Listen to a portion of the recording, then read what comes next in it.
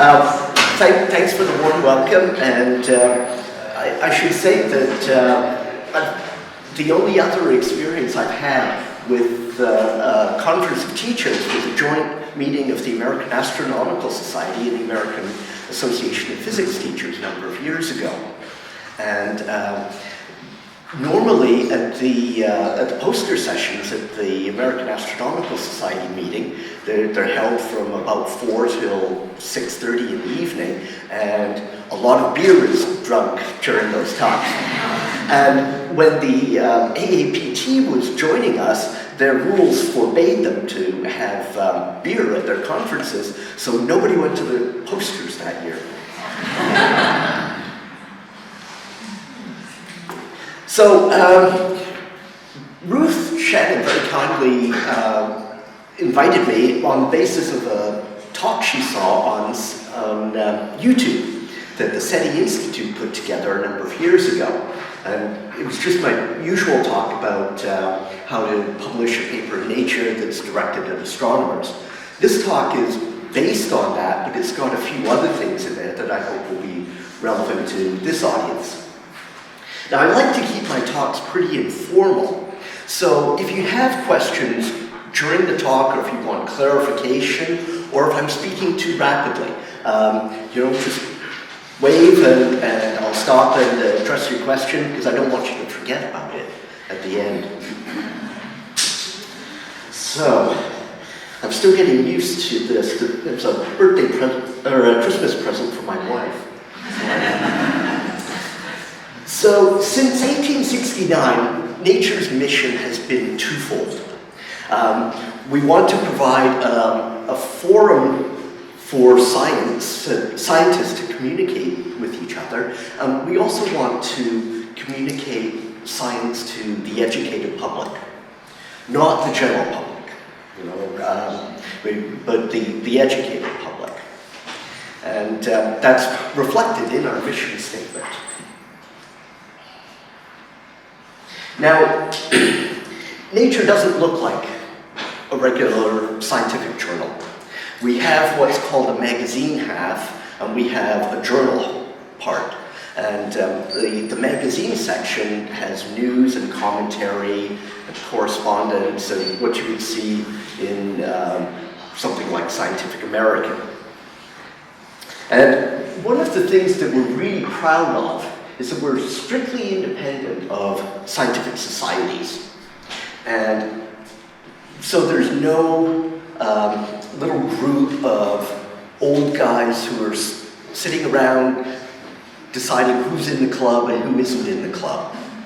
And there's just the professional editors. There are 25 of us altogether, 10 in physical sciences and 15 in biological sciences. And our only mission is to publish the best science with the least amount of fuss. And we publish only about 7% of what's submitted to us. And it varies by field. In my own field in astronomy, it's closer to 15%. In molecular biology, it's closer to 1%. So, sometimes people ask, well, why should I bother publishing in Nature? It's a lot of hassle, we have this funny format, and why should we do it? And one of the reasons is that papers are read by people outside of your specialty. And that's particularly good for young people, to give you some name recognition as a graduate student or a postdoc. Because when you're applying for jobs, it's generally the case that you won't be applying at a place where anyone is doing exactly what you're doing. And so it's good to have some name recognition. And because we pick papers based on their importance, the work is generally recognized as important.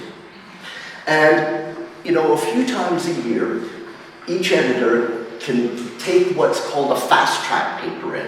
And we can take a paper from submission to being in print in about 4.5 weeks. Now, we can only do this if the author is in contact with me in advance the papers, so that I ensure the paper's in style. I've got referees lined up in advance, but it is possible to do it. It's a very curious thing that I've never figured out, but when I first joined Nature and we sneaker netted everything, we could do it in 3.5 weeks. Now that we're all electronic, an extra week got added. I don't know. So, this is how science is often done. Okay, we take sparse and infrequent observations, errors, incorrect interpretation, controversy, confusion. Finally, we get coincidental agreement between theory and observation, and we write a paper. Okay, that's not what we want for a Nature paper. So, what we want from a Nature paper is something that is strikingly new, hard to understand, a fundamental advance. The way I like to phrase it is, in our own field, as we reflect back on the progress each year, when we look back, there are 1 or 2 papers, maybe an exceptional year, 3, that stand out in our minds. Those are the papers we want to publish, and everything else can go somewhere else. Now, there was a funny incident that I had a number of years ago. I was at, we had a paper under consideration, and I met up with the author at the American Astronomical Society meeting, and we got into an argument about the comprehensibility of his paper. And he said, my paper should be comprehensible to only 6 other people in the world. I said, fine, take it somewhere else. Because, you know, we don't have page charges. We get a page budget. And I have to live within that budget. If I publish a paper that nobody else can read, it's just a waste of time. So, I have this guideline for the first paragraph of Nature paper. So it's sort of like an abstract. It's in the space of an abstract, but it isn't actually an abstract. And it should be directed at the level of an introductory undergraduate class. And I have a specific reason for that. And it's because first-year university is basically what everybody has in common. And then after that, you become increasingly specialized. Biologists go that way, physicists that way, the chemists that way. So what you want to do is reach back to the level that everybody has in common and try as much as possible to communicate at that level. And then for the bulk of the paper, it should be at the level of a first-year grad class in the field. And the reason for that, again, is to go back to the level that all physicists and astronomers have in common. And what you want to do is make the paper as comprehensible as possible to as broad an audience as possible. Now, there will inevitably be parts of any paper that are quite technical and only, 10 or 20 people in the world will know exactly what you're doing. But we try to keep those in particular locations in the paper, and so that they don't interrupt the overall logical flow of the argument. So I like to say, if the paper isn't comprehensible, why bother? Now, as scientists, we're not trained how to write. When we start graduate school, don't try to read it. It's kind of, I'll read it for you in just a minute. But what we do as senior undergraduates and beginning graduate students, we start to read the literature. At the 99% level, the literature, scientific literature, is terrible. It's horribly written. But we don't know that when we're students. And so we copy this horrible style without knowing how horrible it is. And I'll come back to this in just a minute, but I want to share this Calvin and Hobbes cartoon with you.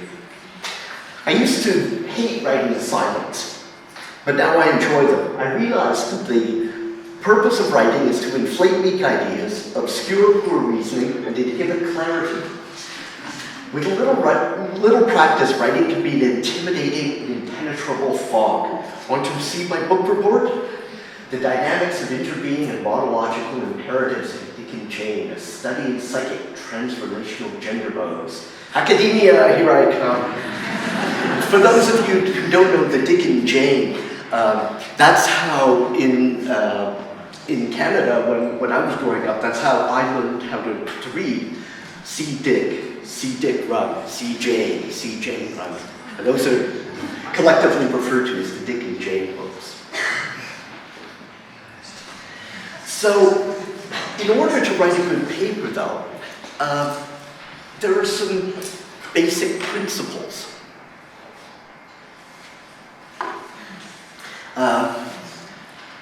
You want to explain why the topic is interesting. What's the current state of the art immediately prior to your work? What are the big problems? Where's the state of the art failing? What have you done? And how have you driven the field forward?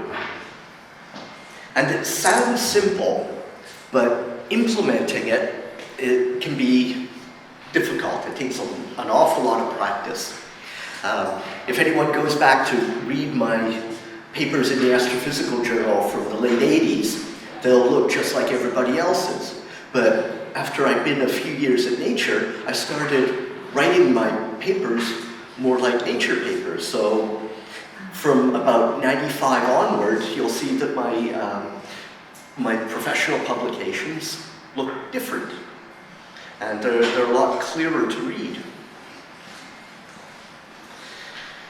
Now, this is a particular bug of mine, and it arises from dealing with NASA. And Calvin says, I like to verb words. I take nouns and adjectives and use them as verbs. Remember when access was a thing?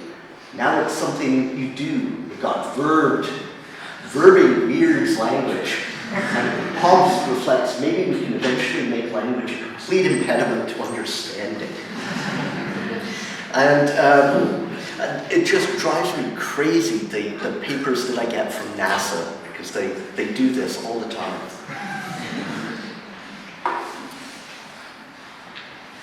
Now, this comes from a calendar of 365 days of stupid sayings that my wife got me a number of years ago.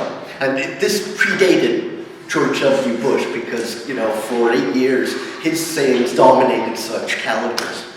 But anyway, Brookhiser's frequent use of terms like truth and meaning gives these essays a pre-postmodern tone. Yet they remain remarkably relevant, perhaps because she does not define the content of truth or the meaning of meaning. This is pop psychobabble, right? And I often have to deal with what I call pop astrobabble. And what people do is say, oh, I have this amazing new technique and I've got this wonderful data. For the very first time I've been able to do this. And no. Take all that out. We don't want any of that in a Nature paper. Now, one of the things that, and I get this question a lot, are non-native English speakers at a disadvantage when submitting to a place like Nature? And it is absolutely the case that they are not. As long as the scientific points are clear, we will clean up the English. We have PhD copy editors. And the reasoning is that it's easier to teach scientists good English than it is to teach English majors science. And so, you know, if you send us a paper and the English is rough, we don't care. We don't care. There are occasions when it's sufficiently bad that I will actually ask the author to send the file to me, either LaTeX or the Word file, and I'll edit it myself and send it back to them for approval. Because, you know, realistically, as an astronomer, I could do in 2 hours what it might take a copy editor 2 days to do.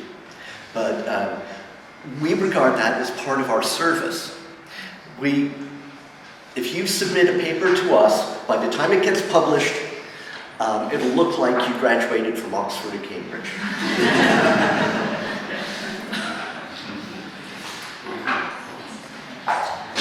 So, one of the things that you need to bear in mind when you write a great paper is that a great paper tells a story. And you have to think of it like that. And the actual act of writing helps you focus your thoughts, and it actually helps you do your science. And I remember a quote from a famous journalist whose name escapes me right now, but he was asked what he thought about what was going on in the Middle East. And he said, "I don't know, I haven't written about it yet." But that's a very important point, that the act of writing is something that really helps you crystallize what you've done.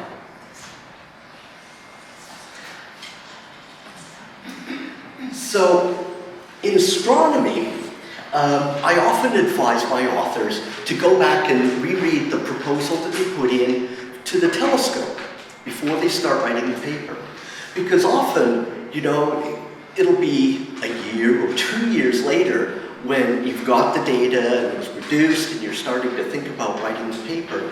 And often people will lose sight of why they got involved in the project in the first place.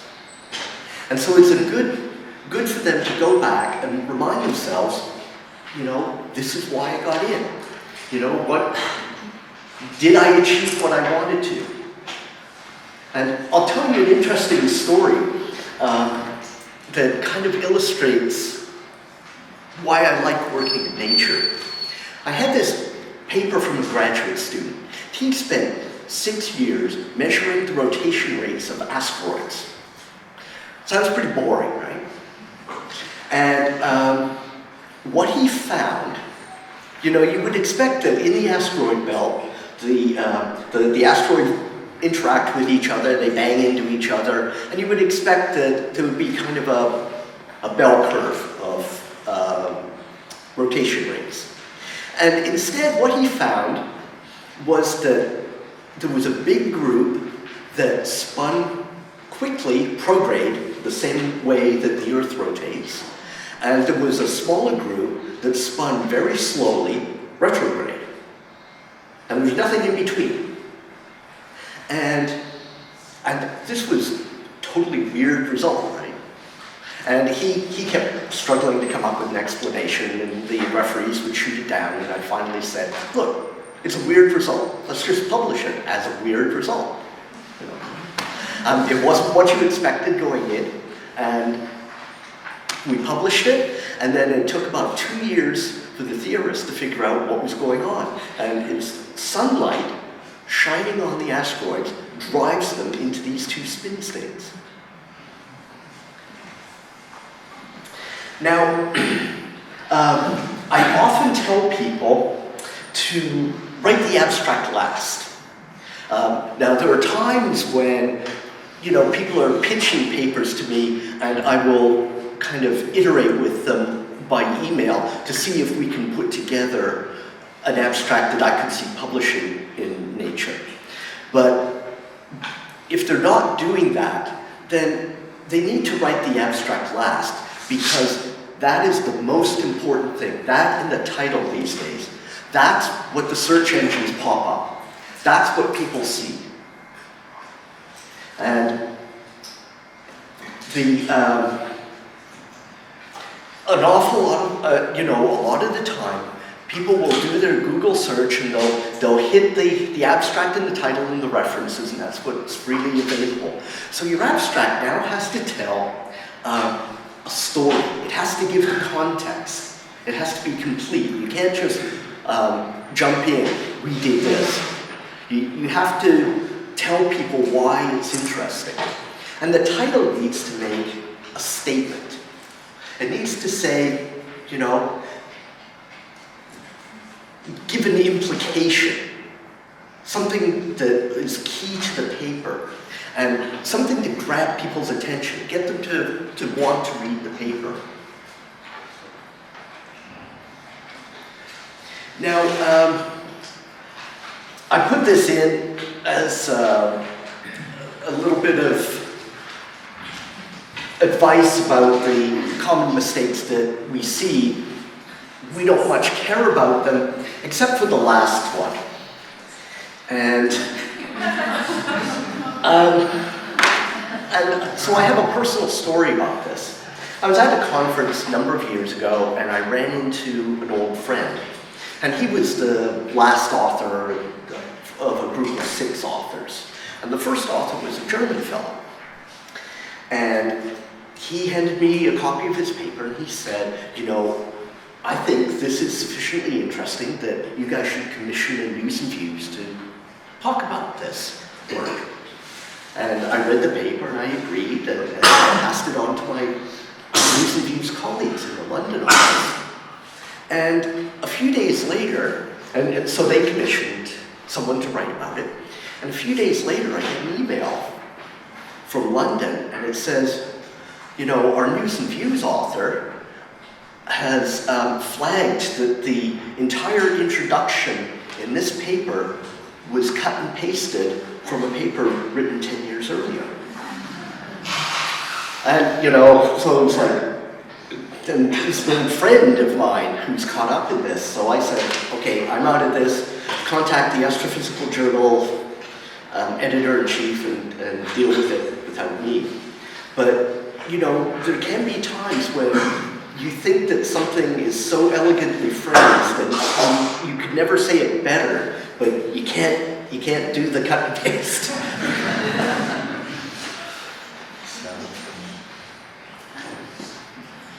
And something that is important for this audience is to remember that science isn't a body of facts. Science is a process. It's what we do. It's not what we write. As an editor, I know that 50 years from now, almost everything that I publish is going to be wrong or at best incomplete. And that's the way science works. You know, Newton's gravity hung around for a long time until Einstein came along and we got general relativity. So you have to bear in mind as you're helping people to write that science is a process. And it's interesting that publication is an integral part of it. As I was saying earlier, until you start to write, you will never think clearly about what you're actually doing. And so I like to say that the purpose of a scientific paper is to convey information. One of the worst papers that I have ever seen cross my desk was written by a group of native English speakers at Oxford University. And they forgot this. And it was a terrible paper, and it was horrible to whip into shape, and it never got into shape. And I ran into the author at a conference a few months after the paper was published, and she was all glowing about how wonderful it was to have this paper. And I said, yeah, but it's too bad that nobody will understand it.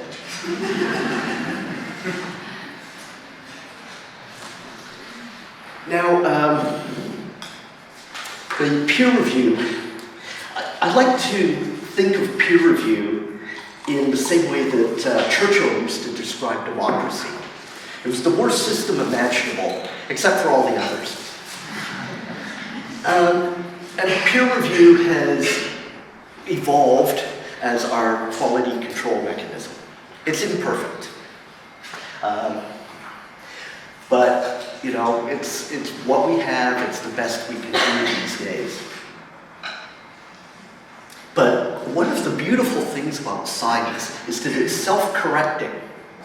And by that I mean that if a paper makes an important claim and it turns out to be wrong, well, somebody's going to find that. Because the more important the claim is, the more hungry graduate students and postdocs are going to be going after it because they know that if they show that it's wrong, they've made their career. And I'm going to come back to that a little bit later when I talk about ethics. Now, one of the things that we started doing is running an experiment in what we call double-blind peer review, where the referees don't know who the authors are, in addition to the authors not knowing who the referees are. Now, there have been studies of this. The authors are able to correctly identify a referee about 15% of the time. Quite low odds. But any competent referee can, with about 95% accuracy, figure out who the authors are, or at least who the group is. And one of my Maryland colleagues, who's actually quite against the double blind, said that, you know, it imposes more work on the referees because people have reputations. You know, they could be good or bad. You know, there's a particular group that I often referee papers for, and there's one thing that they always do wrong. And so that's the first thing I check when I read their paper. And if you're refereeing a paper for a group that is known for being very careful, then the number of spot checks you run will be reduced.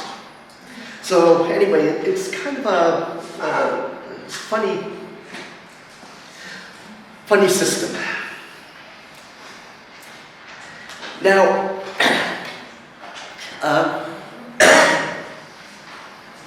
okay. A number of years ago, I put together a talk for mostly graduate students about what goes on in an editorial office. So I thought I would bring in some of that for this talk. And a lot of people tend to look on journals as kind of mysterious black boxes. You don't know what goes on inside them. And we really don't want it to be that way. This is why I go out and I give, 6, 8, 10 dozen talks a year talking about how things work. And so the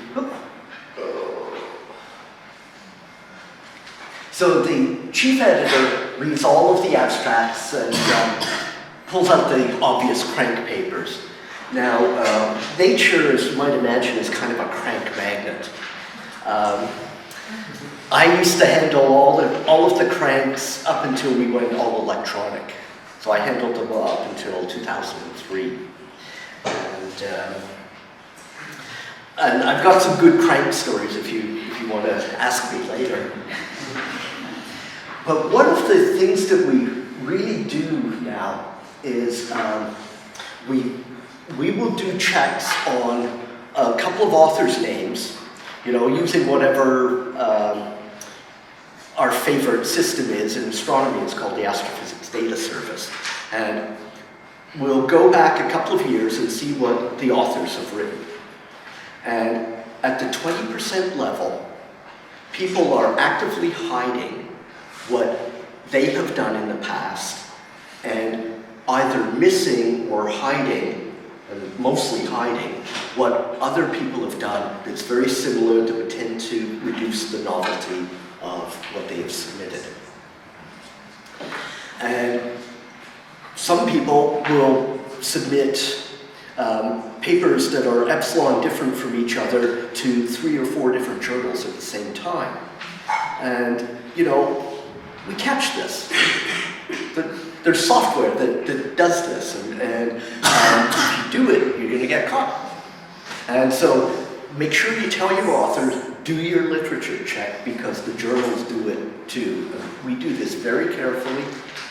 And in fact, if I find that an author has hidden some of their own work, I will reject it, saying in the rejection letter, this appears to be an incremental advance relative to which, curiously, is not cited or discussed in your paper, just to let them know that they've been caught. Now,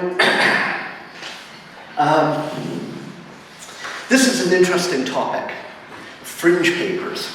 Now, Nature likes to publish startling and unexpected stuff, which can sometimes veer towards the fringe, but we try not to let it. And so people will often say that a modern-day Galileo or Newton couldn't get published in today's scientific publishing environment, and that is complete and utter nonsense. They had work that was so elegant and so obviously right that they would have no trouble getting published. And that's what we see in Nature. The very best papers come in and they just sail through because it's so obviously right. It's just an elegant solution to the problem. It's the stuff that's a little bit down from there that can be problematic. I like to say that the top 2% of submissions and the bottom 50% are instantly obvious to me. And all of my time is spent on the stuff in the middle. So when I talk about fringe papers, there are in fact journals that kind of specialize in fringe papers. There's an Italian one, there's an International Journal of Modern Physics, and you know, on the off chance that one of these wacky ideas is actually right, there is a place in scientific publishing for these papers. But, you know, at the 99.9% level, they're wrong. Or they're not even wrong, in the words of Plum. And an interesting book to read is Voodoo Science. And it's how some scientists can convince themselves that there is an effect that they've seen and nobody else can see it in the results. And so I wanted to talk a little bit about fraud. We do hear about it in the news, and is it really prevalent? And sadly it is. There was a study done a number of years ago where 30% of US biomedical scientists admitted to unethical behavior. And it's, that's a really sad state of affairs. Now, in my field, faking your data is unheard of. A lot of astronomical data are in public archives. My referees often download the data, reproduce it themselves to convince themselves that the result is valid. Sometimes it isn't. So you'd have to be really dumb to fake your data in my field. But as I said earlier, you know, if you fake your data and it's making an important claim, then you've just painted a big target on your back. And do any of you remember the sad case of Jan Hendrik Schoen? He was a condensed matter physicist and was hired at Bell Labs as a postdoc. And when you, in condensed matter, when you're working with samples, you dope them put dopant atoms in or take them out to change the electronic properties of the sample. But when you when you're taking atoms out or putting them in, you're also changing the crystal structure. So there's always an uncertainty. Is the effect that you're measuring the result of changing the number of electrons, or is it because of a change in the crystal structure? So Schoen claimed to have come up with a way to electromagnetically tune his samples. Just turn it on. And so he had a string of very high-profile papers over about a year. And it looked like he was on a fast track to a Nobel Prize. He got offered an endowed chair at Princeton. But after about a year, people were saying, you know, we can't replicate this stuff. And he had a run of another few months, got a few more papers out, but people were really starting to question what was going on. And to offer him that endowed chair, Princeton had previously offered it to a lady and then withdrawn that offer. And she made it her mission in life to bring him down.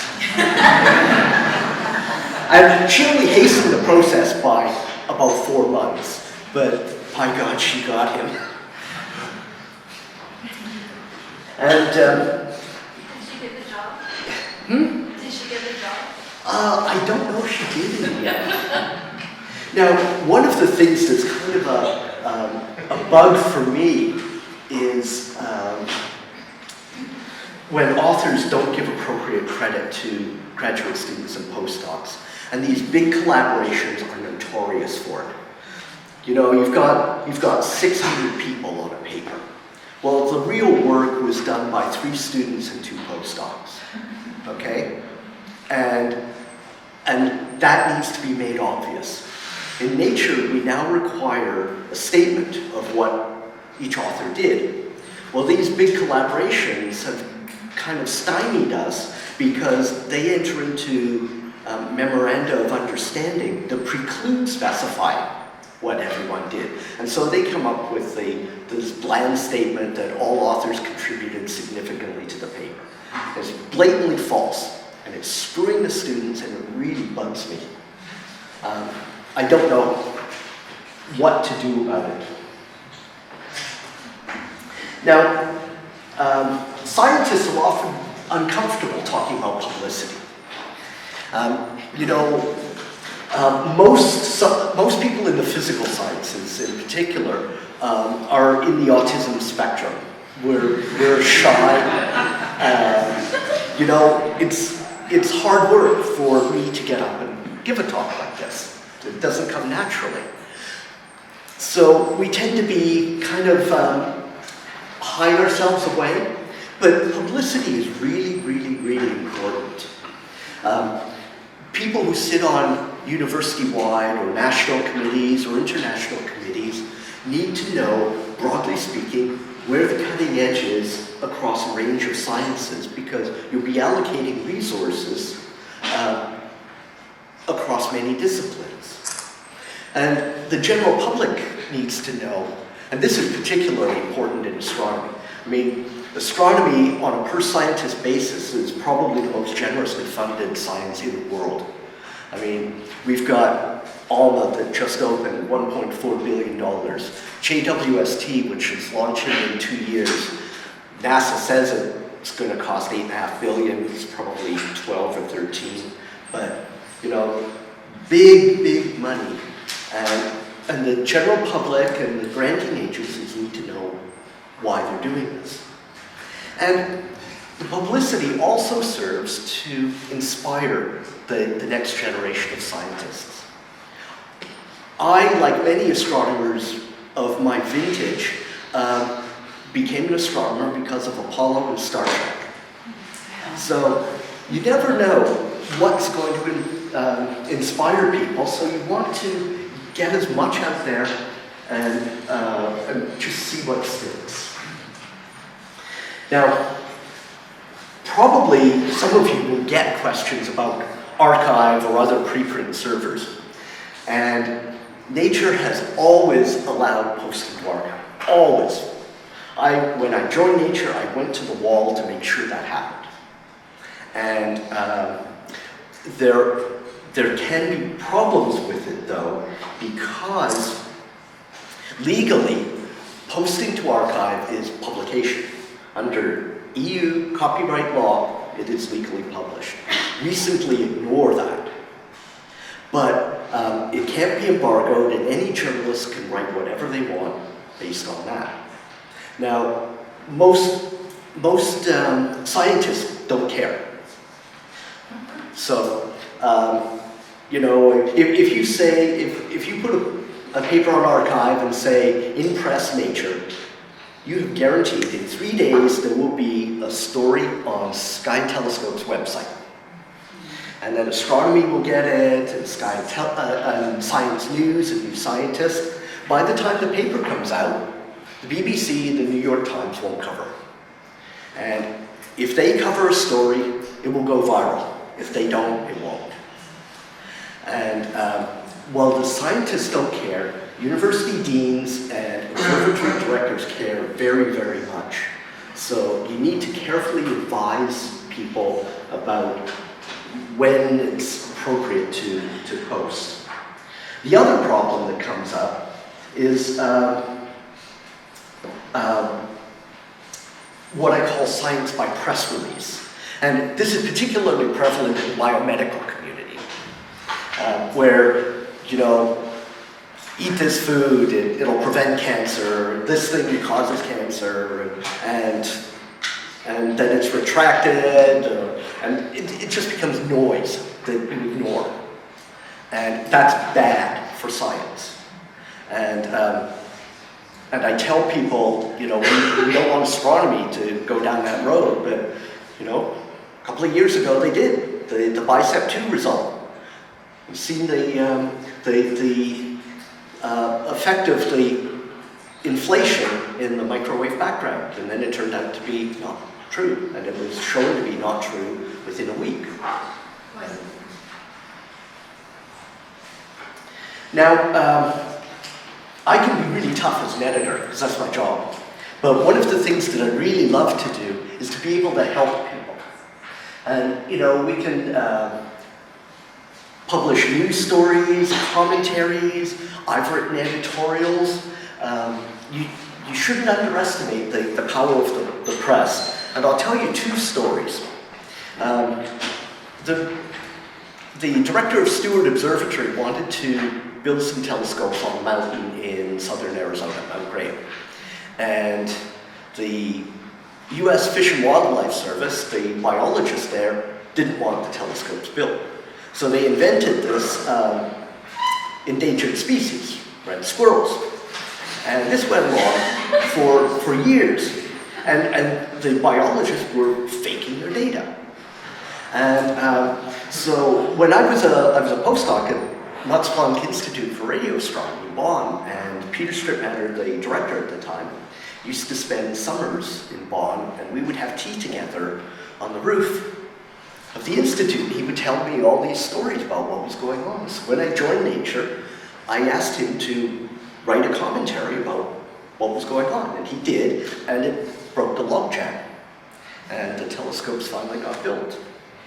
Another story was, I was talking to one of my colleagues one Saturday in Maryland, and he said, he was grumbling about NASA, and he said, you know, I got this grant awarded 16 months ago.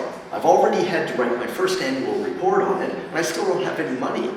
And so we'd had to borrow $500,000 from the department to keep his program running. And I thought, oh, this is interesting. So I went and I told our journalists on Monday morning about this, and they started investigating, and in fact there was a common thread, and so they started writing a story, and then they called NASA headquarters and mentioned my colleague's name. And 3 days later he had his money. So, you know, the thing to do is contact us. And, you know, if you're coming through Washington, or through London, I spend typically 6 weeks a year in London, you know, we can go out for a pint, go out for a meal. And so I just wanted to summarize, make sure you remember we publish very, very little of what's submitted. We only want the best. Publicity is good, but only at the right time. And here's how you contact me. And that is my direct phone line. If I'm sitting at my desk, I answer it. I don't have a secretary. And except when I'm traveling, I try to answer most emails within 10 to 15 minutes. So, any questions?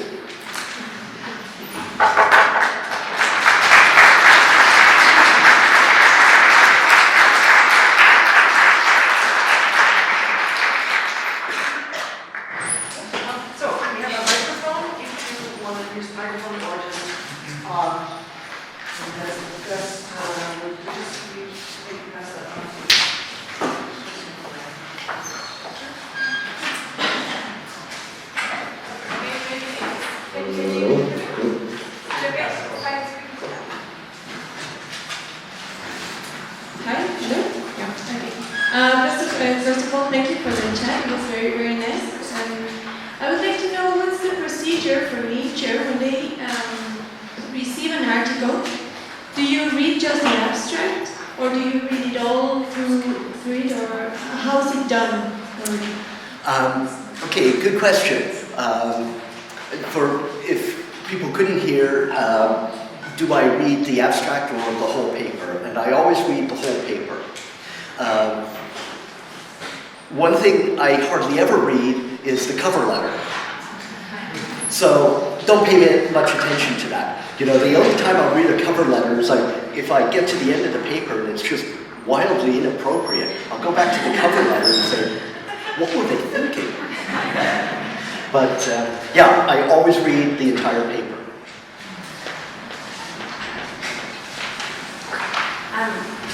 So I was very interested that you're looking for new papers that are exciting or have new outputs, and I think that that's one of the hardest things for the writers that I work with, which are postdoctoral and new, finding your voice within that for postdoctoral and new scientists. So doctoral candidates and people maybe 5 years into their postdoctoral career.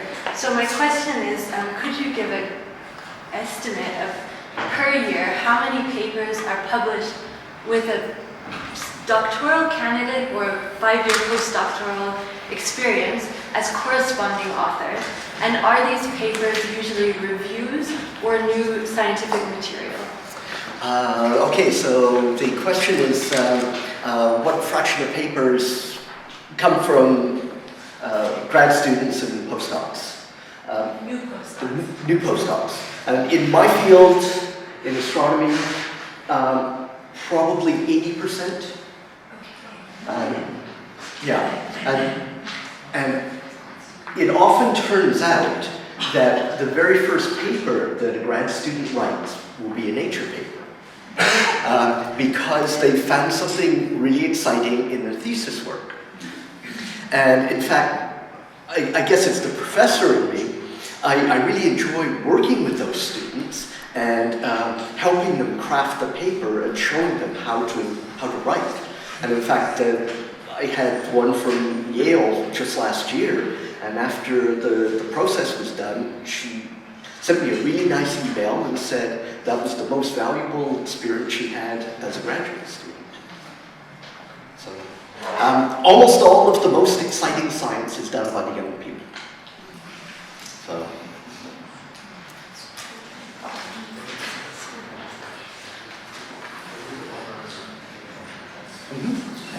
So you mentioned that the first paragraph of the paper should be relevant when first year in that class for Nature. How relevant is that advice for other Nature journals, something specific like Nature, Photonics, or? I missed the first bit. So right now we're talking about the Nature journal, but there are other subsidiaries like Nature Photonics, Nature Physics, which are subject specific, as I understand. Right. So how relevant is this advice of having the first paragraph understandable to an undergrad class? Okay. For those journals. Right. So the question is, you know, we have a range of journals that are subject specific. So you write to your audience. If you're writing for nature physics, then you're writing for all physicists.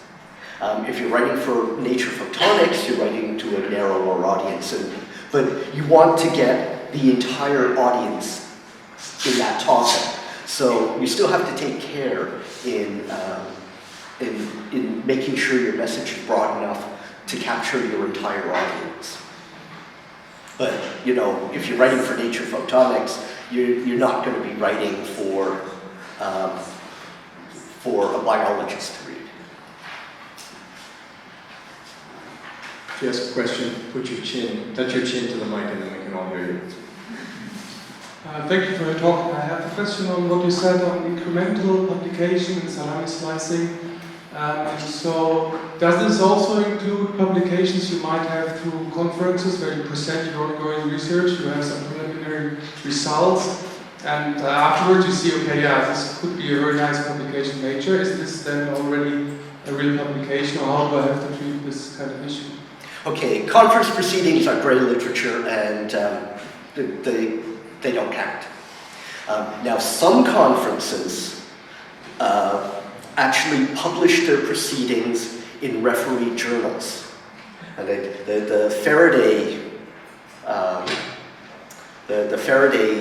conferences in particular, and that's problematic. If it's in a referee journal, then it counts. If it's just in a volume or an online conference proceeding, we don't count it. So the Journal of Physics conference proceedings, for example, would be, I mean, for example, there are some reviewed ones, but it's open access public. They would count? Or? We would ask the referee's advice on that, and but if it's in a referee journal, then it mostly counts. Thank you. You said that non-native speakers shouldn't be intimidated about sending in their work because you'll clean up the English. But I wondered, for the language teachers among us, what our role might be, helping. How much work should be put into the writing before you send it into Nature? Make sure that the scientific point is clear. Other than that, we don't care. Really, we don't.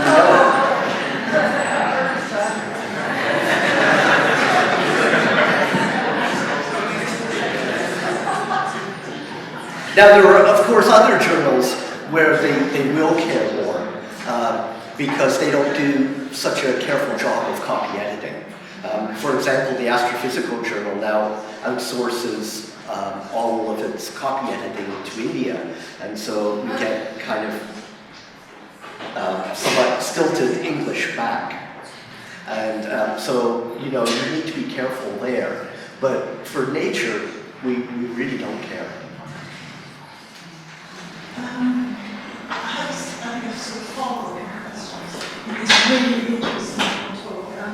As a writing teacher, I work with philosophy students and maths students.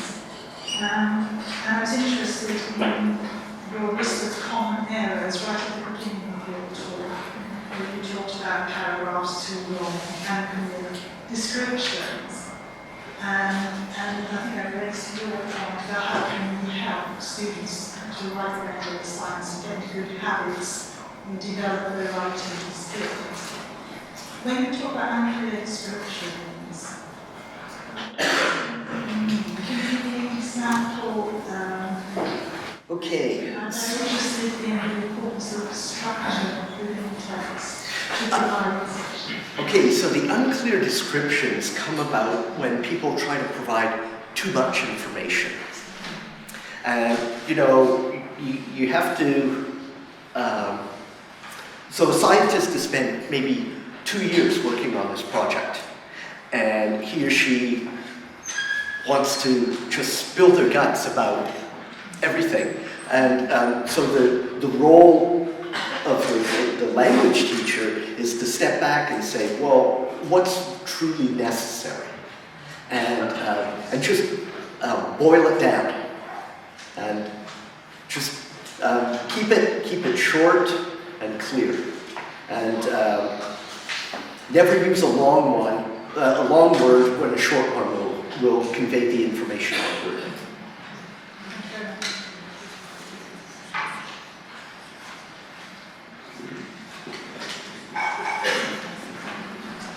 This is less a question than a comment to the rest of the audience. You were speaking about putting thoughts into writing and then improving thoughts. So we call it the acid test of writing and writing instruction. And I think that's one of the biggest challenges that second language speakers have when you have to write in English and it's not your first language. This medium that helps you to clarify your thinking. And that gives you the opportunity to put a number of thoughts into one specific term. This is quite a challenging process. And I think for us as language instructors, helping students through the acid test and helping them to use the acid test of writing will include this type of work where you say, how can I make my thinking clearer through the use of language, through that medium? That's a process that we can take them through so that they can eventually end up publishing in Nature.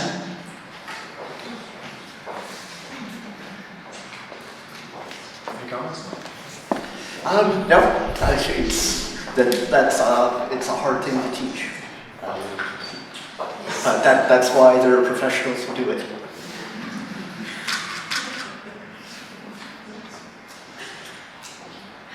I'd actually love to ask a quick follow-up question to what Rose asked. Have you ever had, you say that the most important thing is that the science is clear, but have you had cases where you have papers submitted either by native speakers or non-native speakers where the language, either because their English is just not up to par or because they're trying to go for the style that these Oxford or Cambridge guys took of being overly pompous, has language ever inhibited your ability to quickly see that the science is good? Yes. But less often than you might think. There are certain countries where there can be, where there's the scientists trained there think in a different way. And there's only a few of them, but there was one that I had to sort out, a couple of years ago, and I probably spent upwards of 100 hours interacting with that author, trying to sort out what was in the paper. And this was over months, and it was a paper in solar physics, which is way outside the astronomy that I normally deal with. It's kind of a minor topic in nature, but it was just a horrible paper, and it turned out to be a nice result in the end, but it was really painful getting there. There was one time we had a paper from China that I actually had to send back to the author and say, okay, we can't work with this. Go to one of your colleagues at the Chinese Academy. But overall, so I've been to China 3 times, including last October, and the level of English among scientists in China is quite good. They have made a really big effort to hire native English speakers to teach English in China. And it's having an effect. I mean, you get people who are fluent in colloquial English, which is something you don't see in Japan, for example. Their English is taught by native Japanese speakers.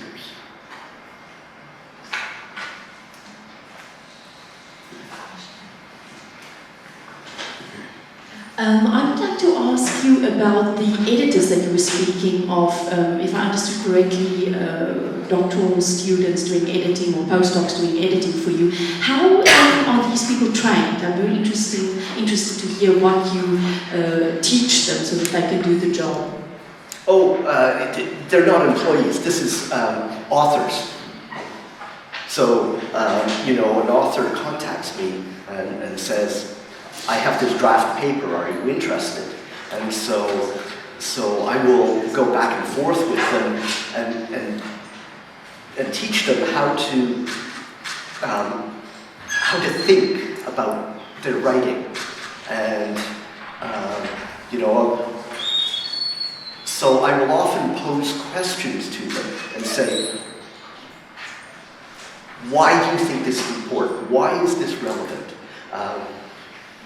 Is this the best way to phrase it? Is this really what you mean? And so there can be a lot of back and forth. With this Yale student, that was spread over about a month before the paper actually got submitted. And it can be a lot of effort that goes into it. And when staff join Nature, we are taught how to do this by the other editors who are more senior to us. And so we work under close supervision for about 2 years before we're allowed to kind of go out on our own. But did I understand correctly, you said we don't need to worry about the English because somebody will take care of the English. I was actually talking about the people taking care of the English. You are the person taking care of the English, or it's outsourced to someone else? And how are they trained? Oh, okay. So the copy editors. Yes. Yeah, okay. The copy editors are trained. And we always hire British people because we are typesetting British English. And if we ever started to typeset in American English, we would move production to New York and have American copy editors. But yeah, there's a lot of training that goes into the copy editors. For the first 2 years I was at Nature, I had a copy of Strunk and White that was on my desk all the time.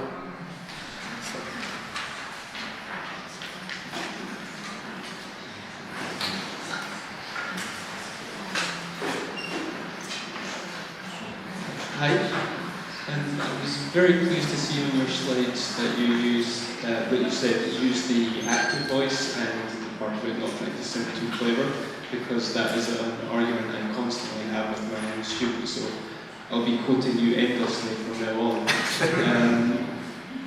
Just in terms of if we were to reduce to the submissions you received from non-native speakers, what obscures the meaning or the scientific idea for you more? Is it more difficulties with the English, or is it things like using convoluted sentences, or using passive and so on? No, that's easy to sort out. I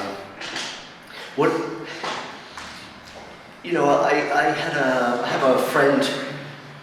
He was at MPIFR when I was a postdoc there, and his father was Greek and his mother was English, and he grew up largely in Germany.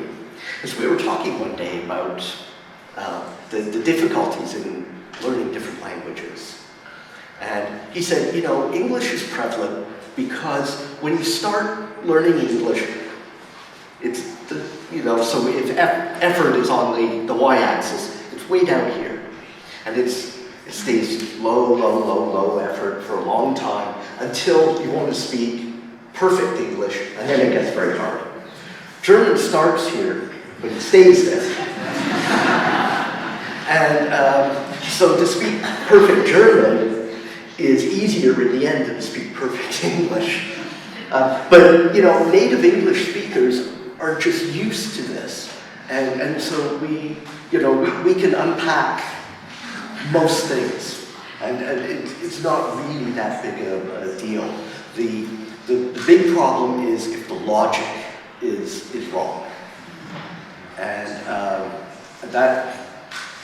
that can really impede your understanding of what's going on. And there are a couple of countries where the scientists work in an inverted logic compared to the rest of the world.